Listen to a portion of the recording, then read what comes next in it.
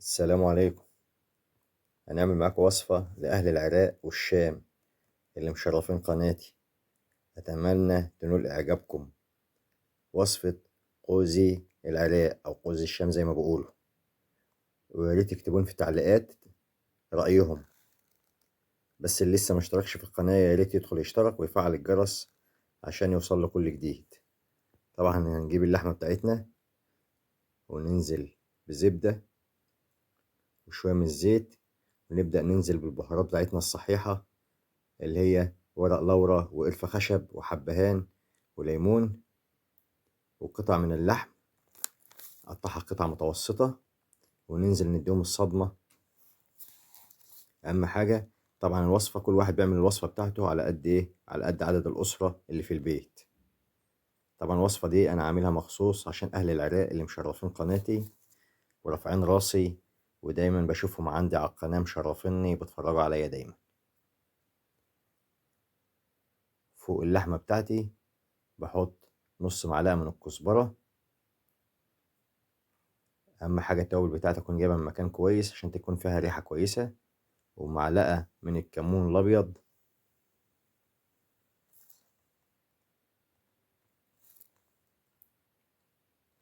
وأحط شوية فلفل أسمر نص معلقة، ومعلقة كمون.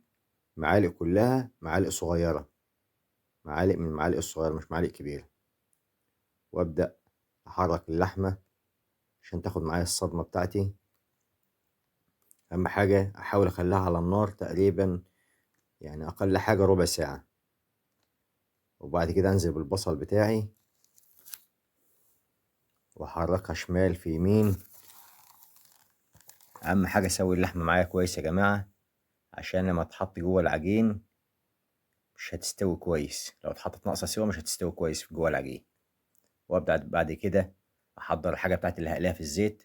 بطاطس مكعبات، أجيب البطاطس بتاعتي وأقليها قلية كويسة في الزيت بتاعي، وأجهز بقية الحاجة بتاعتي. طبعا البطاطس كده بعد ما اتقلت أطلعها أصفيها شوية كويس من الزيت وأطلع البطاطس.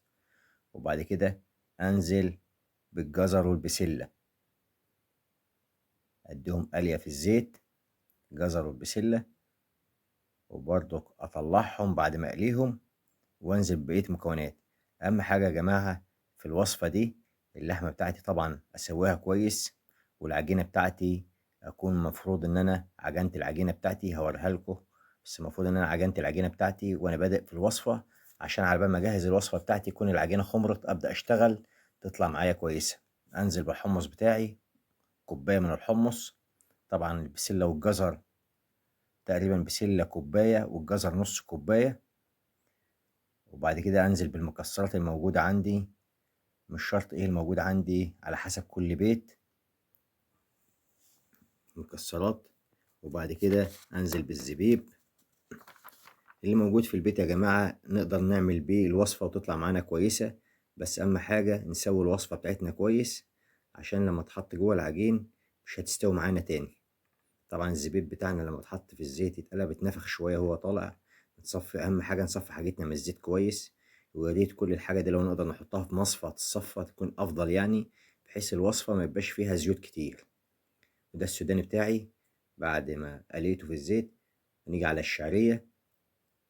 الشعرية طبعا ممكن أطلعها من الزيت أحطها في مية سخنة وتغلي غلوة على النار، بحيث لو يبقى ناقصة سوا ولا حاجة أسويها وأركنها على جنب. طبعا وأنا شغال معاكم بعمل في الرز برضك، الرز بتاعي البسمتي. طبعا بنعمل الرز بتاعنا على قد الوصفة، الوصفة بتاعتنا على قد عدد الموجودين في البيت. وده الرز بتاعي تقريبا بعد ما خلص. اهم حاجة الرز بتاعي يا جماعة ما خلوهوش يعني السوا بتاعه ما خلوهوش طري قوي، بحيث ان هو ما يتكسرش مني جوه العجين. يعني يا دوبك يستوي معايا سوا كويس كده وخلاص على كده تمام. هو ده كان ناقص له شوية، يعني حبيت احط له شوية مرقة عشان يظبطوا معايا الطعم اكتر. ودي طبعا اللحمة بتاعتي بعد ما استوت هبدأ أصفيها وأطلعها. أهم حاجة يا جماعة برضك في اللحمة إن أنا أصفيها كويس من المية، يعني أحطها في مصفى ولا حاجة أصفيها كويس، بحيث لما أجي أرص الحاجة بتاعتي في الحلة، العجين، أرص اللحمة أو أرص الحاجة بتاعتي ما يبقاش في العجين مية، والعجين ممكن يبوظ مني ويطلع طعمه مش كويس وشكله حتى مش كويس.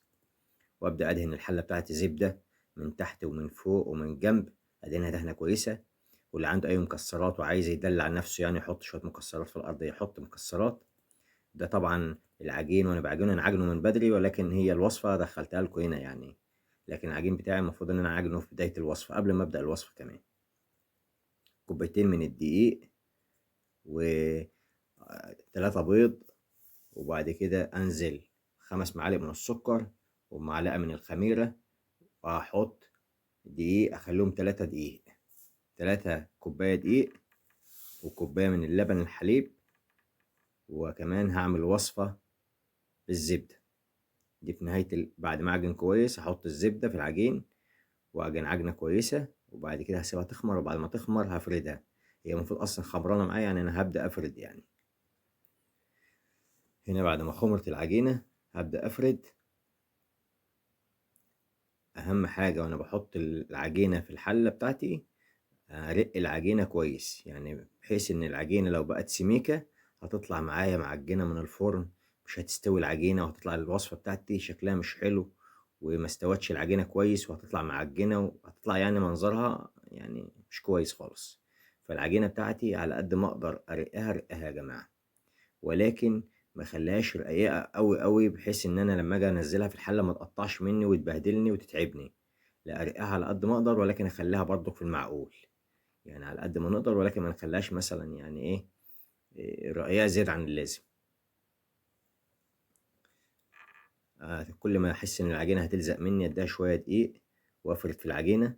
طبعا اكبر العجينة برضو على قد ما اقدر بحيث لما انزلها في الحلة ما احتاجش عجينة معايا.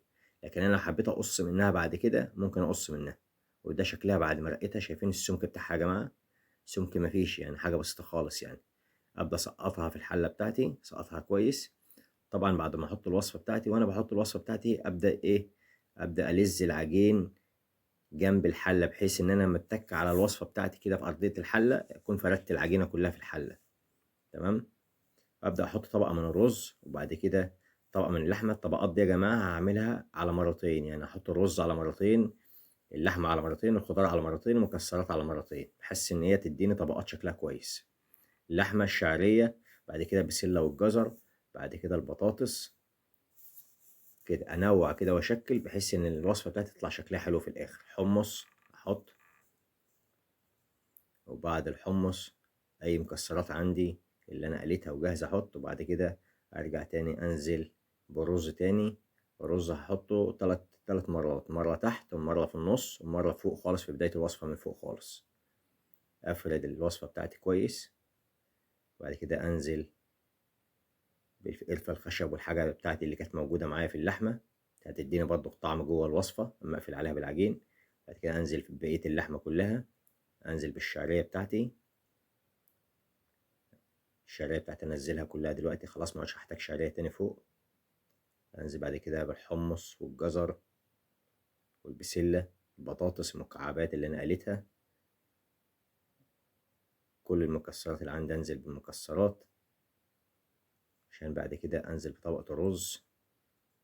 المكسرات اللي عندي، كل المكسرات اللي عندي أبدأ أنزلها بقى، مخليش حاجة عندي مكسرات.